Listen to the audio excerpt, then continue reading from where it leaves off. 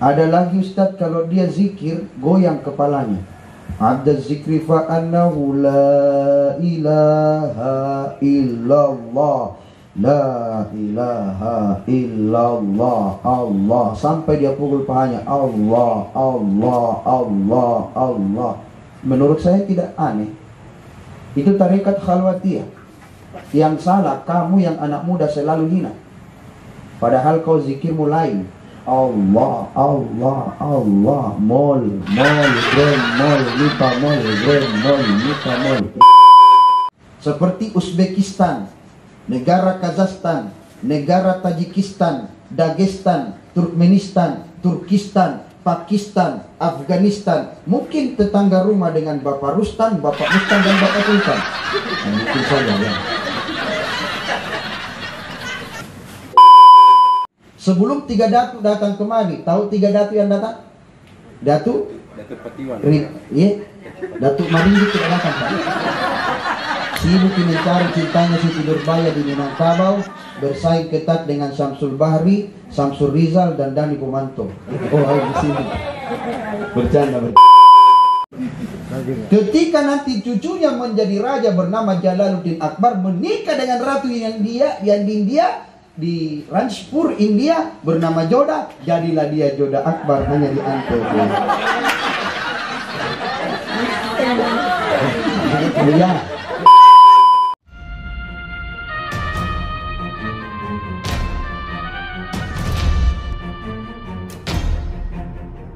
Untuk mendukung channel ini, jangan lupa subscribe, klik loncengnya untuk berlangganan dengan channel kami. Harus berangkat ke Cina untuk mengambil bahan bakunya. Yang paling murah dan banyak benang wol dari kulit domba, dari bulu domba. Makanya murah. Ulama-ulama yang menggunakan pakaian-pakaian suf, itulah dikatakan ulama sufi. Berarti dia sudah tinggalkan dunianya. Itu ulama dulu. Kalau ada yang melaksanakan malam pertama sampai malam ketujuhnya, dia tahlilan, sibuk tahlilan, kemungkinan dia menggunakan tarikat Qadiriyah. Ini sampai 40-nya, Ustaz. Itu tetanggaku sampai 40-nya. Jangan heran, karena dia menggunakan tarikat Maturidiyah dan tarikat Al-Ash'ariyah. Tarikat Maturidiyah dikembangkan oleh Abu Zakaria Al-Maturid, sedangkan tarikat Al-Ash'ariyah dikembangkan oleh Abul Hasan Al-Ash'ari. Bukan Hasim Ash'ari. Hasim Ash'ari memang menggunakan tarikat Al-Ash'ariyah, tapi dia berada di Indonesia, sempat belajar ke Mekah. Tanggal 31 Januari 1926 kembali ke Indonesia, tepatnya di Tebu Ireng dia membuat Nahdlatul Ulama. Ada lagi Ustaz, kalau dia zikir goyang kepalanya. Ada zikri fa annahu la ilaha illallah, la ilaha illallah, Allah, sampai dia pukul pahanya, Allah, Allah, Allah, Allah. Menurut saya tidak aneh. Itu tarekat khalwatiyah. Yang salah kamu yang anak muda selalu hina, padahal kau zikirmu lain. Allah, Allah, Allah, mol, mol, grem, mol, lipa, mol, grem, mol, lipa, mol. Itu terus. Khalwatiyah ada 2, ada Sammang, ada Yusuf. Khalwatiyah Sammang dikembangkan oleh Syekh As-Sammang, Makkatul Mukarramah 1775. Sedangkan Khalwatiyah Yusuf dikembangkan oleh Syekh Yusuf Al-Makassari, lahir di Goa, meninggal di Cape Town, Afrika Selatan. Sempat diasingkan di Afrika, sempat diasingkan di Sri Lanka, sempat diasingkan di Banten. Makanya keturunannya ada di Banten. Dia menggunakan tarikat Khalwatiyah Yusuf. Lahirlah keturunannya imam besar di tanah Mekah, namanya Imam An-Nawawi Al-Banteni. Di abad ke-18 dia menjadi imam di Masjidil Haram. Di abad ke-19 dia meninggal di sana, dikuburkan di pekuburan Ma'lan. Lahir lagi keturunannya, ulama besar lagi, namanya Kiai Haji Ma'ruf Amin. Sekarang menjadi wakil presiden Republik Indonesia. Makanya dia punya keturunan di Banten. Dia punya pondok pesantren di Banten. Ada yang mengaku kuburannya di sana, ada yang mengaku kuburannya ada di Sri Lanka, ada yang di Cape Town, Afrika Selatan. Bahkan yang paling terdekat adalah Goa. Ada lagi Ustaz, kalau dia zikir, ada orang matinya, hari 40-nya diambil, hari 100-nya diambil, setahunnya diambil, 1000-nya diambil. Kalau dia datang zikir Ustaz, diam, tak ada yang bersuara. Zikirnya menggunakan tasbih, ada zikir menggunakan kayu, menggunakan batu, agar nanti batu itu diletakkan di atas pekuburan orang yang mati tersebut. Tidak masalah, yang penting dia tidak menyembah kepada kayu, dia tidak menyembah kepada batu, apalagi menyembah kepada hantu. Intinya dia menyembah kepada Allah Subhanahu wa ta'ala. Itu intinya. Itu namanya tarekat Naqsabandiyah. Dikembangkan oleh Bahauddin An-Naqsabandi. Lahir di desa kecil bernama Naqsabandi. Nama negaranya Bosnia. Dulu Bosnia negara Islam. Bosnia, Yugoslavia, Cekoslavia, Rusia, itu dulu negara-negara Islam. Tapi ketika Stalin menjadi raja di sana, membuat Uni Soviet, akhirnya semua berjiwa nasionalis dan tak ada lagi kenal Tuhannya. Walhasil negara-negara di sekitarnya pun ikut menjadi seperti demikian. Para ulama hilang di tanahnya.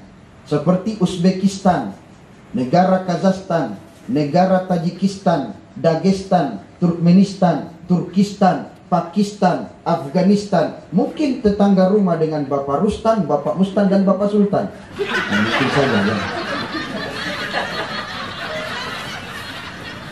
Oh begitu Ustaz. Iya. Jadi kalau kau mau melaksanakan seperti itu, yang penting tidak melalui batas koridor.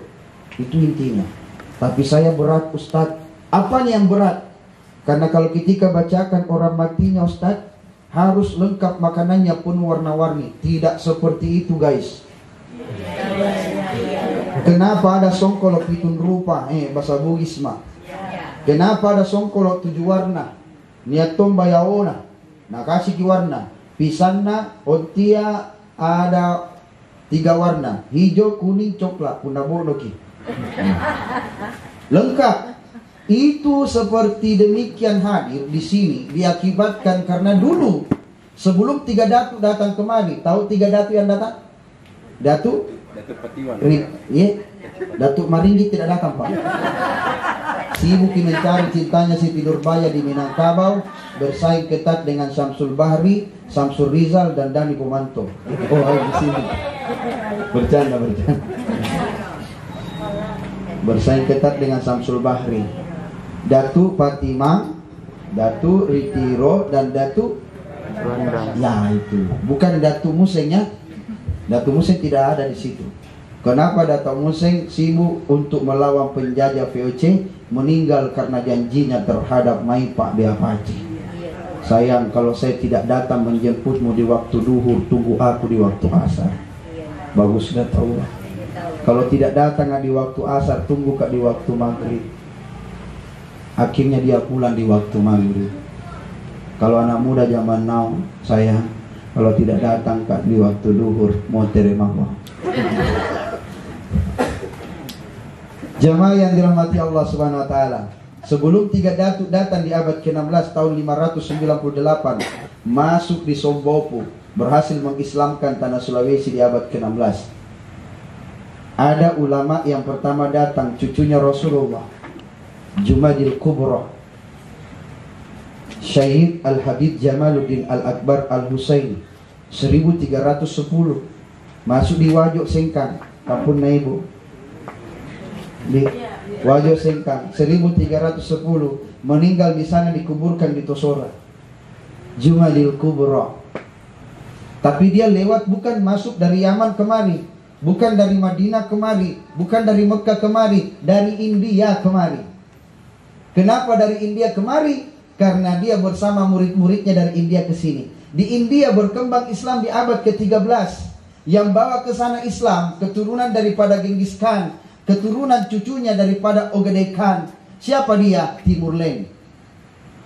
Meskipun dalam sejarah yang menghancurkan Baghdad, peradaban Islam yang terbesar kedua setelah dinasti Umayyah, dinasti Abbasiyah runtuh 1258 di tangan Al-Mu'tasim II, dihancurkan oleh Hulagu Khan, anak dari Toloi Khan, kemanakannya Mongkei Khan, cucunya Genghis Khan, dan tak ada hubungannya dengan Syahrul Khan, Salman Khan, dan Amir Khan. Kucu-kucu hotahe, kahona piarehe, katumbar jahe, ala kahe, pase, nehi piar kahe.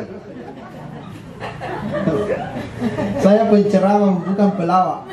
Cuma sekarang kalau kita ceramah tidak lucu sedikit, tidak laku guys. Tidak laku. Tapi kalau kita mau bicara ilmu, ayo. Cuma sekarang beginilah modelnya Pak. Tapi saya tidak pitikan akan naik. Nanti kita buka Google, buka mungkin Google tas sekarang. Makanya dia datang kemari, datang bawa muridnya dari India. Itulah disebut pedagang Gujarat, karena dia sambil berdagang. Di India berkembang karena dia adanya pasukan dari Mongolia masuk ke sana. Tepatnya di kota New Delhi, membangunlah kerajaan Bani Mughal atau Bani Mongolia, dikendarai oleh Timur Leng. Dibangunlah Taj Mahal. Makanya di India satu yang mahal, Taj. Oh, di sini banyak Bu, bukan cuma Taj yang mahal, lampu mahal, ledeng mahal, air galon mahal, mahal semua. Di sana cuma Taj Mahal, Taj dia mahal. Ketika nanti cucunya menjadi raja bernama Jalaluddin Akbar, menikah dengan ratu yang di India, di Ranjpur, India, bernama Joda, jadilah dia Joda Akbar, hanya di Antv. Ya, kan ditahu gitu kasih lalu nonton. Bukan pilih ikatan cinta. Itu yang harus kita pahami. Oh, ternyata begitu. Makanya penuh warna-warni makanan tidak ada masalah Pak. Yang masalah kalau kita paksakan begitu. Dulu engkar ya senung-senung madecenge. Doa-doa terbaiknya orang tua itu panggil ulama datang. Menghargai ulama, dikasih warna-warni pada makanan. Dulu kan tidak ada bedanya makanan Bu. Kalau bukan dari gula merah, iya berarti bukan brown sugar, sama sih. Iya. Makanya supaya ada warnanya dibedakan. Mana si kaporo, mana katrisala, dikasihlah warna supaya beda. Padahal gula merah tonji. Begitu orang tua dulu. Ada palopo, gula merah tonji. Makanya dikasih warna supaya beda tahu. Semarak acaranya, banyak orang yang berdoa. Intinya adalah ad-du'a silahul mu'minin. Doa tak ini yang menjadi senjata bagi orang beriman untuk orang matinya. Kan sedangkan kalau orang meninggal dunia, yang akan pergi dari dirinya ada 7. Yang kita mungkin tahu secara awam 3. Yang pertama itu adalah jasadiyah, jasad ini jasad. Baru yang kedua ruhiyah, yang ketiga sultaniyah. Makanya almarhum Puan Ngaji, Puan Sayyid masih ada di rumahnya. Ada di rumah sininya, ada di rumah sananya. Sultaniyahnya itu biasanya cucunya yang lihat. Kuliah ki Puan nenek dan lihat ki cucunya. Kenapa anak kecil bisa melihat? Karena 3 orang yang tidak dicatat dosanya. Yang pertama anak kecil yang belum balik. Yang kedua orang yang gila. Mungkin tidak berdosa Bu, pura-pura makin gila. Itu yang tidak dicatat dosanya. Yang ketiga orang yang tidur.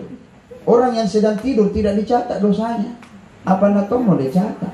Makanya kalau anak kecil begini bilang, kuliah ki Puan nenek. Apa dilihat nak? Sembahyang mengaji di kamarnya. Ini lihat gitu. Bisa dibenarkan. Kenapa? Karena dia belum balik, belum berdosa. Kecuali seperti yang mengaji ya, kuliah kita di nenekku.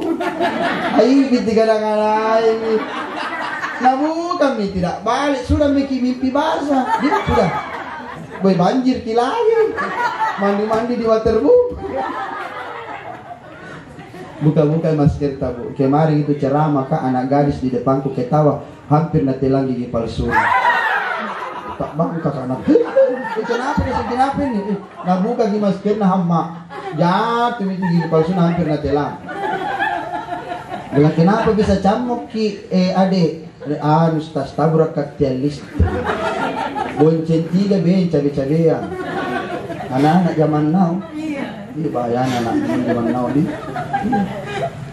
Jamaah yang dirahmati Allah Subhanahu wa taala. Maka kalau ada yang warna-warni begitu tidak ada masalah, Pak. Itu tidak naganggu di doa toh. Lanjut jangan selalu banyak perkara. Kalau ada yang mengatakan, Ustaz, sebenarnya saya dilarang bertakziah. Kenapa bisa? Karena di zaman Rasul tidak ada takziah. Tuhan itu kau. Maksudnya Ustaz, berarti kau hadir dari zaman Rasul sampai sekarang. Bukan begitu, Ustaz. Maksudnya itu tidak ada takziah di zamannya Rasul. Kenapa bisa tahu? Berarti ada di zamannya Rasul. Hebatnya tuh. Tidak, Ustaz, tidak ada dalilnya. Berarti bacaan belum sampai. Belum banyak nu baca hadis. Kenapa bisa, Ustaz? Karena tidak mau kau belajar. Mau kau belajar, masuk ke di pesantrenku depan lagi remol.